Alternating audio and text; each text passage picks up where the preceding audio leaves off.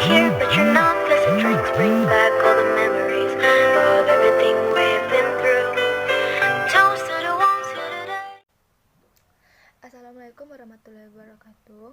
Perkenalkan, nama saya Diana Vita Zola dengan NIM 18060088. Baiklah, di sini saya akan melanjutkan materi yang diterangkan oleh teman saya sebelumnya, yaitu tentang peranan kota. Nah, peranan kota apakah yang dimaksud di sini? Nah, peranan kota yang dimaksud di sini adalah yaitu di mana adanya campur tangan dari kota yang terkait terhadap tingkat pertumbuhan penduduk dengan biaya yang ada.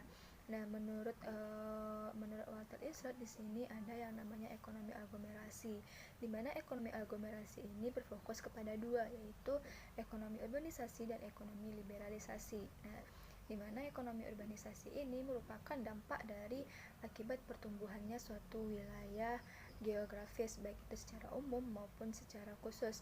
Nah, selanjutnya tentang ekonomi lokalisasi. Ekonomi lokalisasi ini di mana dampak yang ditimbulkan akibat dari suatu perekonomian sektor khusus yang mengakibatkan terjadinya pertumbuhan kepada suatu daerah. Nah, ini dapat berdampak kepada ke belakang ataupun ke depan nantinya. Nah, sekarang bila melihat ke arah distrik industrinya, atau lebih tepatnya lokalisasi industri, berpengaruh kepada urbanisasi dan pembangunan pada saat perusahaan mencari dan menetapkan posisi lokasi tempat yang berdekatan dengan perusahaan lain, sehingga keduanya itu dapat saling menguntungkan. Di mana seperti perusahaan A dan perusahaan B ini, di mana si perusahaan A ini mencari lokasi yang berdekatan dengan perusahaan lain, taruh saja namanya perusahaan B. Nah, di mana perusahaan A ini mencari lokasi yang berdekatan dengan perusahaan B agar apa? Agar perusahaan A dan perusahaan B ini dapat saling mempelajari, di mana perusahaan A dapat mempelajari tentang perusahaan B ataupun sebaliknya. Nah, ini pun akan sangat saling menguntungkan di kedua perusahaan ini, seperti adanya karyawan internalnya tadi yang dapat karyawan internal A ini dapat bekerjasama dengan karyawan internal yang di B ini. Pokoknya kedua perusahaan ini saling menguntungkan, tidak merugikan. Nah, sekarang kita melihat kepada industri rumahan. Nah, industri rumahan ini seperti contohnya itu pekerjaan atau seperti kerajinan batik tradisional lah. Nah, di mana kerajinan batik tradisional ini merupakan produktivitas yang pendapatannya itu dibilang cukup rendah. Kenapa? Karena seringkali pemerintah kurang mendukung para cendekiawan muda untuk mengembangkan industrinya ini tadi. Nah, di mana jika industri ini dikembangkan, kan tidak hanya mengembangkan industrinya saja, tapi kita juga bisa memperkenalkan bagaimana Indonesia ini, bagaimana bentuk Indonesia ini dari batik tadi kan. Jadi apa salahnya pemerintah ini mendukung para entrepreneur muda ini. Nah, bisa saja kan pemerintah ini mendukungnya dengan cara seperti mempermudah administrasi penjualannya, atau menyokong finansial, ataupun juga bisa dengan menyambung koneksi dengan luar, agar industri ini dapat berkembang dengan pesat.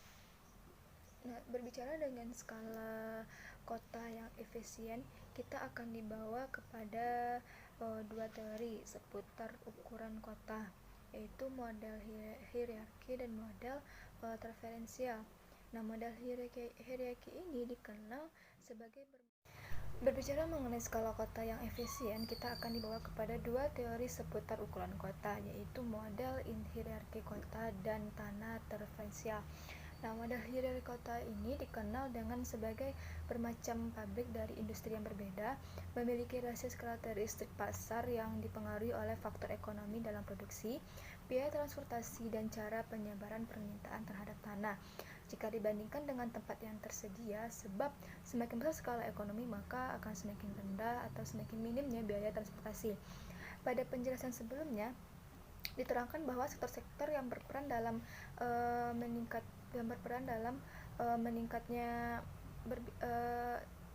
meningkatnya urbanisasi dengan nasib pembangunan negara dan juga kondisi pasarnya, Sektor tersebut ialah sektor informal. Nah, sektor ini diperlukan untuk memenuhi teori yang bersifat dualistik antara sektor kapitalis dalam satu negara dengan produksi skala besar. Sektor informal ini juga diibaratkan seperti dua sisi mata uang. Nah, jadi cukup masih banyak lah ya yang berasumsi bahwa sektor informal ini berperan lebih banyak dibandingkan sektor formal, sehingga lebih baik dikembangkan saja. Jadi sektor formal ini saja yang lebih baik untuk dikembangkan.